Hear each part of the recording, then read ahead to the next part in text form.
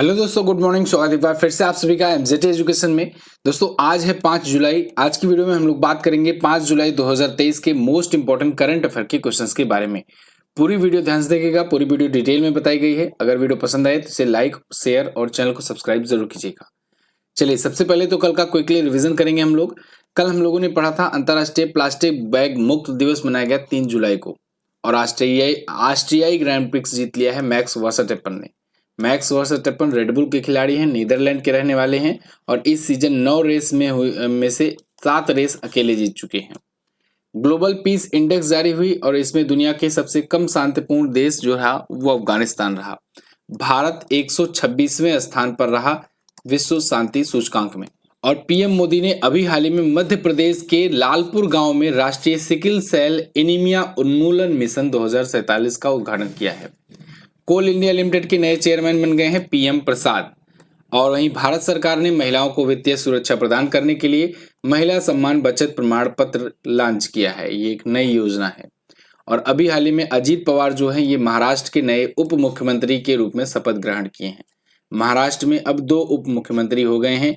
एक तो हैं दोस्तों देवेंद्र फडणवीस और एक हैं अजीत पवार। भारतीय वायुसेना ने अक्टूबर 2023 में तरंग शक्ति नाम से एक मल्टीनेशनल एयर एक्सरसाइज करने की घोषणा की है।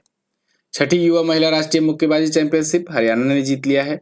और वहीं केंद्र सरकार ने WTO में अपने भारत के अस्थायी प्रतिनिधि ब्रजेंद्र नवनीत का कार्यकाल बढ़ा दिया है। अब ये टॉप 10 करंट अफेयर के क्वेश्चंस थे कल की वीडियो से, जिनका आपने किया क्विकली रिवीजन। अब हम लोग बात करेंगे आज की करंट अफेयर की, लेकिन उससे पहले मैं आपको बता दूं दोस्तों, जनवरी से जून तक की जो 6 मंथ की ई बुक है ये आ चुकी है। तो जो लोग भी ई बुक लेना चाहते हैं वो जा करके ले सकते हैं। Chapter by chapter detail content है। आप लोग अगर व्हाट्सएप पर इसका डेमो देखना चाहेंगे तो आपको व्हाट्सएप पर इसका डेमो भी दे दिया जाएगा। अगर आप एमजेटी ऐप पर नहीं ले पा रहे हैं तो सिंपली आप व्हाट्सएप कीजिए इस नंबर पर, तो आपको व्हाट्सएप पर भी यूपीआई के माध्यम से प्रोवाइड करा दी जाएगी। चलिए शुरू करते हैं। अब पहला क्वेश्चन, अंतर्राष्ट्रीय सहकारिता दिवस कब मनाया गया? तो इंटरनेशनल डे ऑफ कोऑपरेटिव्स जो है ये प्रत्येक वर्ष मनाया जाता है दोस्तों जुलाई महीने के फर्स्ट सैटरडे को। ध्यान रखना, जुलाई मंथ के ये फर्स्ट सैटरडे को मनाया जाता है। और इस बार का जुलाई मंथ का फर्स्ट सैटरडे कब रहा? 1 जुलाई को ही पड़ा था। तो यानी 1 जुलाई को ही इंटरनेशनल डे ऑफ कोऑपरेटिव्स मनाया गया, अंतर्राष्ट्रीय सहकारिता दिवस। अच्छा दोस्तों, सहकारिता को बढ़ावा देने के लिए भारत में भी एक मंत्रालय ऐड किया गया था रिसेंटली, सहकारिता मंत्रालय, ठीक है ना। और इस मंत्रालय के मंत्री कौन बनाए गए पता है? जो गृह मंत्री है ना अमित शाह जी, उन्हीं को दिया गया ये भी मंत्रालय। तो वर्तमान में गृह मंत्री और सहकारिता मंत्री कौन है? अमित शाह जी हैं। चलिए फिलहाल हम लोग आ जाते हैं कोऑपरेटिव्स पर। कोऑपरेटिव दिवस जो है जुलाई महीने के पहले शनिवार को मनाया जाता है। और ये संयुक्त राष्ट्र का ध्यान आकर्षित करने वाले कुछ प्रमुख अंतर्राष्ट्रीय मुद्दों को हल करने के लिए सहकारी समितियों के योगदान को स्वीकार करने के उद्देश्य से मनाया जाता है। इस बार की थीम रखी गई है कोऑपरेटिव्स फॉर सस्टेनेबल डेवलपमेंट। क्या है? Cooperative for sustainable development. अब जुलाई महीने के अभी तक आए हुए महत्वपूर्ण दिवस यहाँ पर हैं। जैसे 1 जुलाई को नेशनल डॉक्टर्स डे मनाया गया, डॉक्टर विधान चंद्र राय की जयंती पर। 1 जुलाई को ही राष्ट्रीय डाक कर्मचारी दिवस मनाया गया। 3 जुलाई को दोस्तों अंतर्राष्ट्रीय प्लास्टिक बैग मुक्त दिवस मनाया गया। अच्छा, 1 जुलाई को ही एक और महत्वपूर्ण दिवस छूट रहा है। 1 जुलाई को ही मनाया जाता है जीएसटी दिवस। जीएसटी दिवस, ठीक है ना, याद रखना, ये भी मैं ऐड करवा दूंगा क्योंकि जीएसटी 2017 से लागू हुआ था आधी रात से 1 जुलाई को, और इसी वजह से जीएसटी दिवस भी मनाते हैं 1 जुलाई को। और 1 जुलाई को ही अभी सहकारिता दिवस मनाया गया क्योंकि फर्स्ट सैटरडे था। अगला, दुनिया के 7 अजूबों की अपडेटेड लिस्ट जारी की गई। इनमें से निम्न में क्या नहीं शामिल था? तो दोस्तों अभी हाल ही में दुनिया के 7 अजूबों की एक नई और अपडेटेड लिस्ट जारी की गई है। इनमें से इस बार जो है गीजा का महान पिरामिड जो है वो नहीं शामिल है। माचू पिचू है, पेट्रा है, चीन की महान दीवार है, भारत का ताजमहल भी इसमें है, लेकिन गीजा की महान पिरामिड जो है वो इस बार शामिल नहीं की गई है। जो 7 अजूबों की पुरानी लिस्ट थी उसमें देखो कौन कौन से थे। जो ओल्ड वंडर्स थे, 7 वंडर्स ओल्ड वाले जो थी लिस्ट, उसमें the great pyramid of Giza था, टेम्पल ऑफ आर्टेमिस एट एम्फेसस था, हैंगिंग गार्डन ऑफ बेबीलोन था, ठीक है ना, इसके अलावा लाइट हाउस ऑफ अलेक्जेंड्रिया था, statue of Zeus as Olympia था, मॉसिलियम एट हेलिकार्नेसस था, इसके अलावा कोलोसस ऑफ रहोड्स था। तो ये था पुरानी लिस्ट। लेकिन अब अपडेटेड लिस्ट जो जारी की गई है, इसमें ताजमहल है, भारत का ताजमहल, चीन की महान दीवार है, क्राइस्ट द रिडीमर, ये रियो डी जेनेरियो की ब्राजील में जो स्थित है वो मूर्ति है। इसके अलावा माचू पिचू है, पेरू में जो पड़ता है, मैक्सिको का चेचेन इट्जा है, इसके अलावा इटली का रोमन कोलोजियम है और जॉर्डन का पेट्रा है। तो ये 7 नए वंडर्स हैं, ठीक है, 7 वंडर्स हैं। इसको जारी कौन किया है? 7 वंडर्स स्विस के द्वारा जारी किया जाता है। इसी ने सबसे पहले सन 2000 में दुनिया के 7 अजूबों की लिस्ट जो है ये शुरू किया था, ठीक है। तो स्विस जो है न्यू 7 वंडर स्विस के द्वारा ये जारी किया गया है। आगे बढ़ते हैं। हाल ही में एसबीआई के नए सीएफओ कौन नियुक्त किए गए? तो एसबीआई के नए चीफ फाइनेंशियल ऑफिसर दोस्तों नियुक्त किए गए हैं कामरेश्वर राव कोदावंती। कौन? कामरेश्वर राव कोदावंती। एक्चुअली में वहां के जो अभी तक सीएफओ थे एसबीआई यानी स्टेट बैंक ऑफ इंडिया, जो कि भारत के सबसे बड़े बैंक है, उसके अभी तक जो सीएफओ थे सुरिंदर सिंह अत्रा, इन्होंने अपने पद से इस्तीफा दे दिया है। तो जब ये अपना पद छोड़ दिए तो फिर नए सीएफओ नियुक्त किए गए कामरेश्वर राव कोदावंती। अच्छा, भारतीय स्टेट बैंक ने अभी 1 जुलाई को अपना स्थापना दिवस मनाया, ठीक है, 68वां इसका स्थापना दिवस था और इस अवसर पर इसने बहुत नए नए चेंजेस किए हैं। अभी आगे आने वाले क्वेश्चंस में हम लोग उसको जानेंगे, ठीक है। तो अभी स्टेट बैंक ऑफ इंडिया के अगर बारे में बात करें तो मोटा मोटा 1955 में इसकी स्थापना हुई थी। कैसे हुई थी? इंपीरियल बैंक का नाम बदल करके स्टेट बैंक कर दिया गया था और भी कुछ बैंकों को मर्ज किया गया था। इंपीरियल बैंक ऑफ इंडिया की स्थापना 1921 में की गई थी, उसी को आगे चलकर 1955 में नाम बदलकर स्टेट बैंक ऑफ इंडिया किया गया। मुंबई में हेडक्वार्टर है, अध्यक्ष हैं दिनेश कुमार खारा। अगला देखते हैं। जुलाई 2023 में G20 research and innovation initiative gathering यानी RIIG, इसकी मेजबानी कौन करेगा? तो दोस्तों इसकी मेजबानी मुंबई ने किया। G20 research and innovation initiative gathering, इसकी समिट की मेजबानी किया है। यहाँ पर देखिए आर्टिकल है, Mumbai to host the G20 research and innovation initiative gathering. तो ये 4 से 5 जुलाई के बीच में आयोजित हुआ, यानी कि कल से शुरू हुआ है और आज भी आयोजित होगा। तो इसमें देखो G20 के जो मेंबर्स हैं वो इसमें शामिल होंगे रिसर्च वगैरह के लिए, ठीक है। आप देख ही रहो G20 की मेजबानी भारत कर रहा है, तो इसी से रिलेटेड अलग अलग समिट हो रही है, अलग अलग मीटिंग्स हो रही है। तो इन सभी मीटिंग्स में अलग अलग जगह हो रहा है, तो भारत की अलग अलग सिटीज में हो रहा है, तो वहां पर सब लोग शामिल हो रहे हैं। दुनिया भर के उससे रिलेटेड फील्ड के जो मेंबर्स हैं, दुनिया भर के रिप्रेजेंटेटिव्स हैं, वो इसमें हिस्सा लेते हैं, शामिल होते हैं। तो ऐसे ही ये भी किया गया RIIG समिट का, ठीक है ना। चलो, तो ये मुंबई में आयोजित हुआ है। बाकी डिटेल्स यहाँ पर लिखी गई है। 5 जुलाई को केंद्रीय मंत्री डॉक्टर जितेंद्र सिंह जी जो हैं ये अध्यक्षता कर रहे हैं भारत की तरफ से। इतना क्लियर है। G20 के बारे में अभी हम लोग आगे और बात करेंगे। एसबीआई ने देश भर में कुल कितने ट्रांजैक्शन बैंकिंग केंद्र लॉन्च किए? तो देखो ये बहुत ही अच्छा इनिशिएटिव है, कहे कि यूनिक इनिशिएटिव है एसबीआई का। एसबीआई ने अभी हाल ही में देश भर में 34 टोटल 34 ट्रांजैक्शन बैंकिंग केंद्र लॉन्च किए हैं। ये एक नए तरीके का कॉन्सेप्ट है। यहाँ पर देखिए SBI launches 34 transaction banking hubs nationwide to drive growth. ये एक तो तेजी से काम करेगा एसबीआई में ट्रांजैक्शन में बढ़ोतरी के लिए, ठीक है। जो इसके कस्टमर होंगे उनको भी लाइन वगैरह में नहीं लगना पड़ेगा, ठीक है। काफी ज्यादा एफिशिएंट ट्रांजैक्शन बैंकिंग सुविधा ये प्रोवाइड कर रहे हैं। तो देश भर में 34 ऐसे ट्रांजैक्शन बैंकिंग हब्स जो है ये स्थापित करेंगे नेशन वाइड, जिसका मेन मकसद यही होगा कि ट्रांजैक्शन करो और जाओ, ठीक है ना। बाकी काम जो है वो तो बैंक करेगा ही, बैंकिंग वाले जो काम होते हैं ये खास तौर से ट्रांजैक्शन के लिए है, ठीक है। तो 1 जुलाई 2023 को जब इसका 68वां स्थापना दिवस था, उसी दिन इन्होंने ये भी अनाउंसमेंट किया है। क्लियर है। और एसबीआई तो आप जानते हो देश का सबसे बड़ा सरकारी बैंक है, ठीक है ना। ध्यान रहे, देश का सबसे बड़ा सरकारी बैंक पूछा जाए तो एसबीआई बताएंगे, देश का सबसे बड़ा बैंक पूछा जाए तो आप एचडीएफसी बैंक बताएंगे। ओके, आगे बढ़ते हैं। जुलाई 2023 में यूएई और भारत आर्थिक शिखर सम्मेलन ये कहाँ आयोजित किया गया? ये आयोजित हुआ दोस्तों अबू धाबी में। यूएई और भारत के बीच में एक इकोनॉमिक समिट हुआ और ये समिट अबू धाबी में हुआ। अबू धाबी यूएई की राजधानी है, ठीक है। तो यहाँ पर देखो यूएई इंडिया इकोनॉमिक समिट ये आयोजित हुआ और भारत और दुबई के बीच में बहुत सारे ऐसे ट्रेड और इकोनॉमिक्स को लेकर के, रिलेशंस को लेकर के ये समिट हुआ।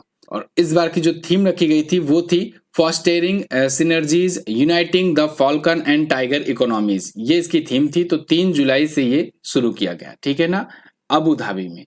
अब संजय सुधीर जी जो हैं ये भारतीय राजदूत हैं यूएई में, और इन्होंने भारत को वहां पर रिप्रेजेंट किया है। तो इनका नाम आप याद रखेंगे, यूएई में भारतीय राजदूत है। इसका सक्सेसफुली आयोजन अगर बात करें तो एसबीआई कैपिटल मार्केट्स लिमिटेड और अबू धाबी ग्लोबल मार्केट के द्वारा ये मेजबानी कराई गई थी। तो यूएई आया है, तो आप वर्ल्ड मैप में देखना चाहेंगे यूएई कहाँ पर है। देखो वर्ल्ड मैप में सबसे पहले तो ये रहा अपना प्यारा भारत। यहाँ से आपको मात्र 3 घंटे के रास्ते पर मिल जाएगा यूएई। देखिए कहाँ पर मिलेगा, ये खाड़ी देश है क्योंकि, तो खाड़ी देश ये रहा यूएई, यूनाइटेड अरब अमीरात। आप पाकिस्तान ईरान वगैरह क्रॉस करते भी आ सकते हैं, ठीक है। तो ये देखो गल्फ ऑफ ओमान, यानी कि ओमान की खाड़ी से लेकर के आपको यहाँ पर जो रास्ता मिलेगा वो यूएई का मिलेगा। ये अबू धाबी है और ये है दुबई।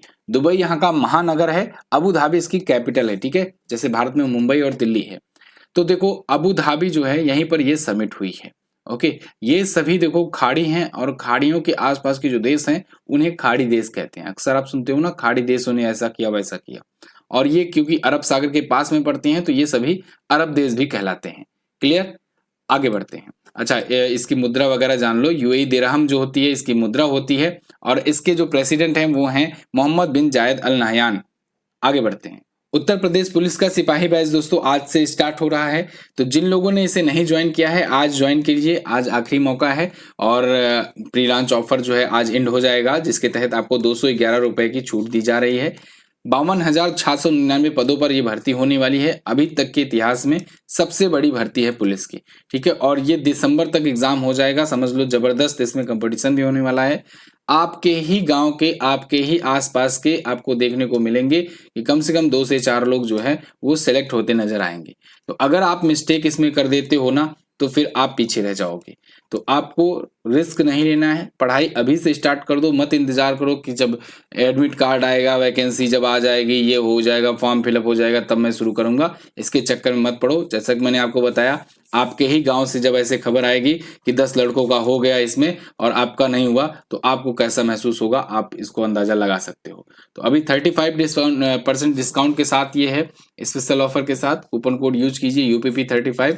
आज से बैच स्टार्ट हो रहा है, आज दिन में इसको लेकर के एक डिटेल वीडियो में लाऊंगा। चलिए अगला क्वेश्चन देखते हैं। IDFC फर्स्ट बैंक का निम्न में से किस बैंक के साथ विलय किया जाएगा?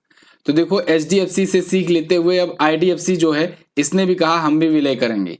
IDFC फर्स्ट बैंक ने IDFC लिमिटेड के साथ विलय करने की घोषणा कर दी है। IDFC फर्स्ट बैंक जो है ये अभी 2018 में स्थापित हुआ था, जब इसने कैपिटल फर्स्ट बैंक से विलय किया था IDFC बैंक ने, ठीक है। तब तो ये IDFC फर्स्ट बैंक जाकर बन गया था, और अभी IDFC फर्स्ट बैंक जो है ये अपनी पेरेंट कंपनी IDFC लिमिटेड से के साथ विलय करने की घोषणा कर दिया है। तो यहाँ पर देखो आर्टिकल है IDFC to merge with IDFC first bank to create single entity. ये भी सिंगल एंटिटी बनाना चाहते हैं, ठीक उसी प्रकार से जैसे अभी HDFC लिमिटेड और HDFC बैंक ने सिंगल एंटिटी बन करके दिखाया है, मतलब ये दोनों मर्ज हुए हैं। तो 1 जुलाई से उनका मर्जर प्रभावी हुआ था, और इन्होंने अभी 3 जुलाई को अनाउंस किया है। तो अभी आने वाले दिनों में, हालांकि लंबा रहेगा प्रोसेस क्योंकि बहुत सारी चीजें होती हैं, शेयर वगैरह भी सब डोनेट किए जाते हैं, जितने भी शेयर धारक होते हैं उनको सबको। तो ये शुरू हो चुका है प्रोसेस, यानी 3 जुलाई को मंजूरी मिल चुकी है। आने वाले 2 से 4 महीने, 6 महीने, 8 महीने जैसा इनका प्रोसेस होगा उसके बाद आपको देखने को मिलेगा कि पूरी तरीके से ये भी प्रभावी हो जाएगा। क्लियर? तो IDFC फर्स्ट बैंक की स्थापना 2018 में की गई थी। जैसा कि मैंने आपको बताया, आपसे ये क्वेश्चन पूछा भी जा सकता है कि कैपिटल फर्स्ट बैंक और IDFC बैंक के साथ मर्जर होकर के 2018 में ये लोग बने थे। तो पूछा जाएगा किस बैंक के साथ मर्ज होकर के ये IDFC फर्स्ट बैंक बना था। तो याद रखिए कैपिटल फर्स्ट बैंक। मुंबई में हेडक्वार्टर है, CEO है V वैद्यनाथ। अगला, स्टार्टअप 20 शिखर सम्मेलन का आयोजन कहाँ किया गया? तो जैसा कि मैंने आपको बताया अभी कि जगह जगह पर G20 समिट को लेकर के अलग अलग टॉपिक्स पर मीटिंग हो रही हैं। तो ऐसे में स्टार्टअप टॉपिक को लेकर के अभी स्टार्टअप 20 समिट का आयोजन किया गया। तो ये आयोजन दोस्तों हुआ कहाँ पर? हरियाणा के गुरुग्राम में। आर्टिकल देखिए, स्टार्टअप 20 समिट बिगन्स इन गुरुग्राम। तो ये बेसिकली बेस्ड था स्टार्टअप्स को लेकर के। तो इसमें दुनिया भर के जो ये G20 की जो मेंबर्स हैं वहां से अलग अलग देशों के लगभग 16 देशों के, G20 के 16 देशों में से आए हैं ये 200 से ज्यादा अंतर्राष्ट्रीय प्रतिनिधि इसमें हिस्सा लिए। ठीक है, स्टार्टअप 20 में। तो 3 से 4 जुलाई के बीच में ये हरियाणा के गुरुग्राम में हुआ। चलो अब हम लोग रिवीजन करते हैं कुछ। जैसे सबसे पहले तो G20 के बारे में जान लो। G20 यानी ग्रुप ऑफ 20, ये 20 बड़ी इकोनॉमीज का एक संगठन है। इसमें भारत भी शामिल है। भारत इस बार मेजबानी कर रहा है। 2023 की मेजबानी भारत कर रहा है। 2022 में इंडोनेशिया ने किया था, ये भी आप ध्यान रखेंगे। पिछले साल इंडोनेशिया में आयोजन किया गया था। ये मेन समिट जो है ये होने वाली है सितंबर में। ठीक है, जो G20 की मेन समिट होगी जिसमें बड़े बड़े लीडर्स आएंगे, वो सितंबर में आयोजित होगी। कहां पर आयोजित होगी? वो नई दिल्ली में आयोजित होगी, न्यू दिल्ली में आयोजित होगी। अब इसकी कुछ जो समिट हैं इसको लेकर के उसको हम लोग देखते हैं, रिवीजन कर लेते हैं। एक तो जैसे अभी मैंने बताया इसी वीडियो में कि मुंबई में RIIG की मेजबानी यानी research and innovation initiative gathering की मेजबानी की जाएगी। इसके अलावा गुरुग्राम में स्टार्टअप समिट आयोजित किया गया। अभी बिहार में, बिहार की राजधानी पटना में दोस्तों लेबर 20 की आयोजन किया गया, यानी कि लेबर्स को लेकर के ये आयोजन हुआ।